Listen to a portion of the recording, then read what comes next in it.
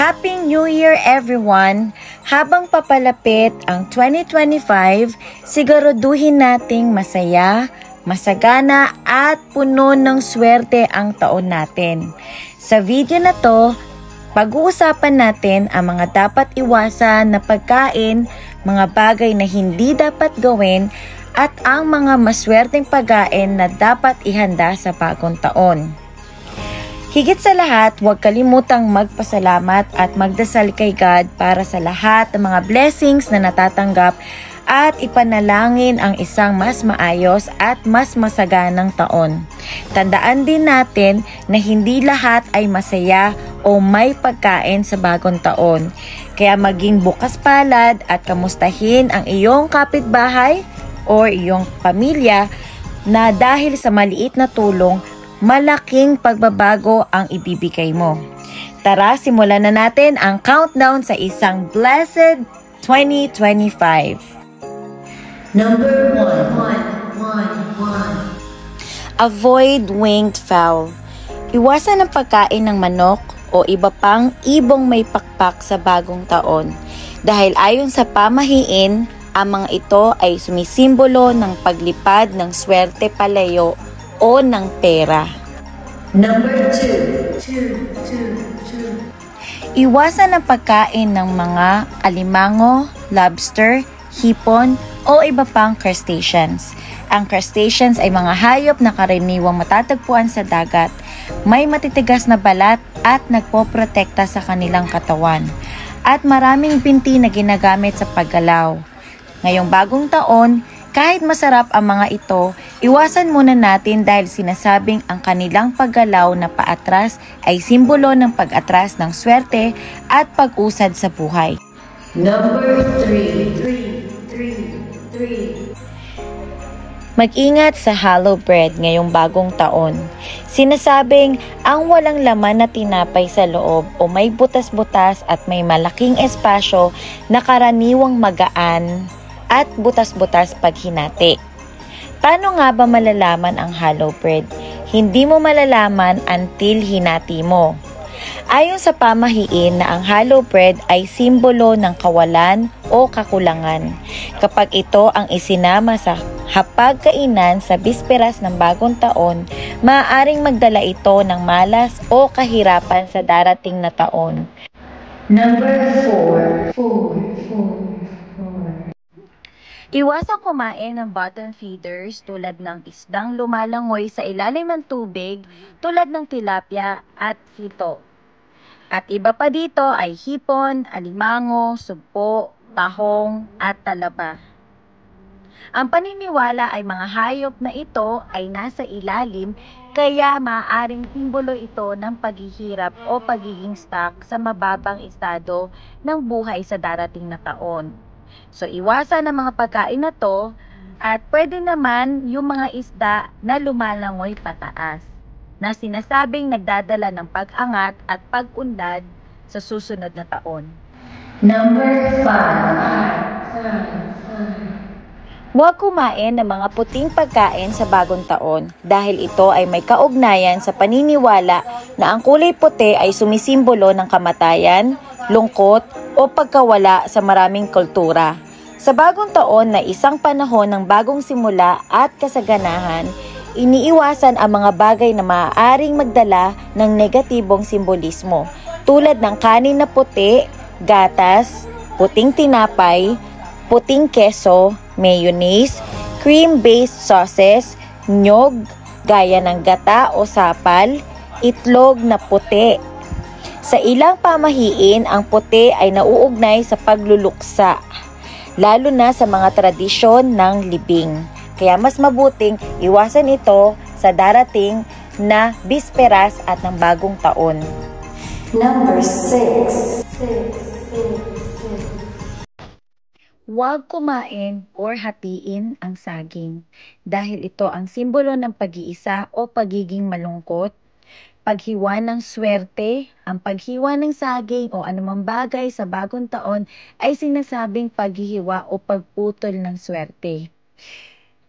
at nagdudulot din ito ng kahinaan. Ang saging ay malambot at madaling masira, kaya sinasabing hindi ito maganda kainin sa bagong taon. Number 7.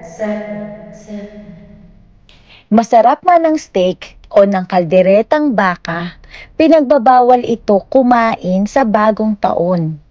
Dahil simbolo daw ito ng mabigat at ng paghihirap.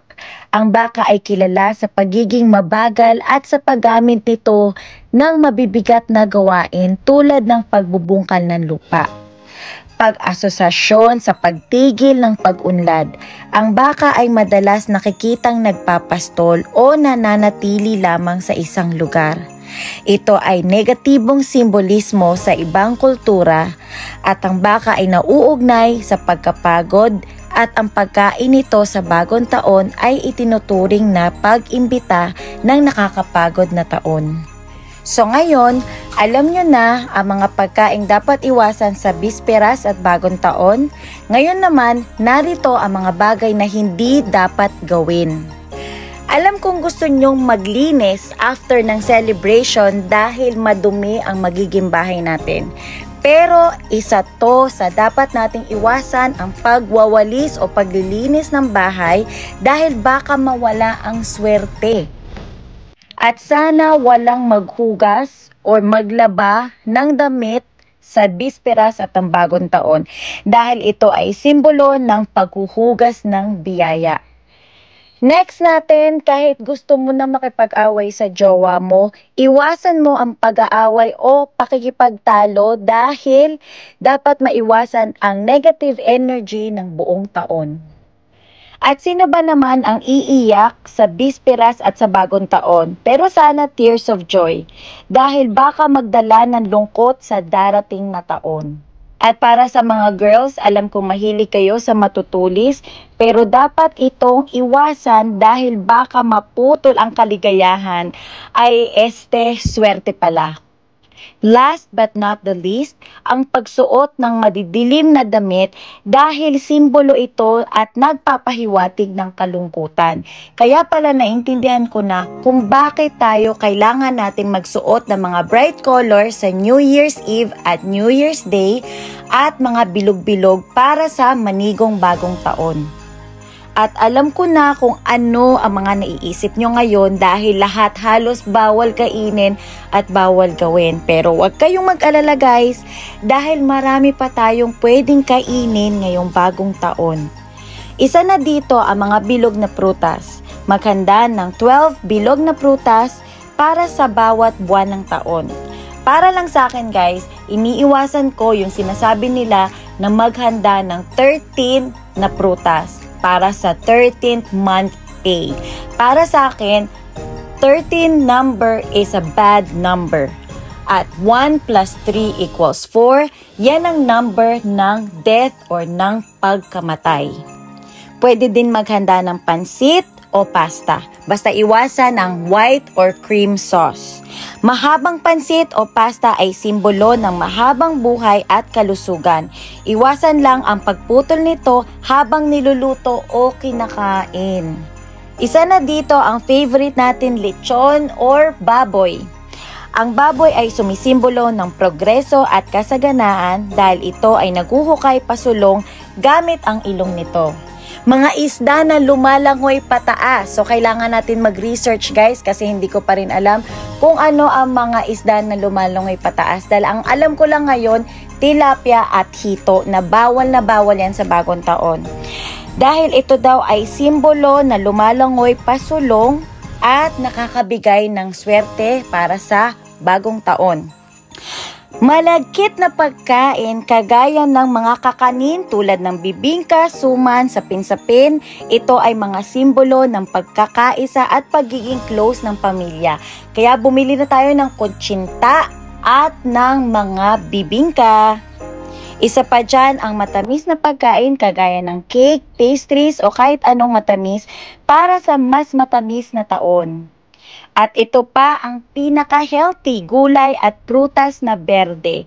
Berde ang kulay ng pera at kasaganahan, kaya't maghanda ng gulay tulad ng broccoli o prutas tulad ng avocado. para sa simbolo ng kayamanan, pwede tayong maghanda ng itlog ng pugo o itlog ng manok. Basta wag lang bugok. Charot. Side note lang guys, piliin ang pagkain na makukulay, masarap at may positibong simbolismo para sa manigong bagong taon. At sa mga followers ko and new subscribers, maraming salamat sa pakikinig sa mga bagong stories ng The Danny Stories at Happy New Year 2025!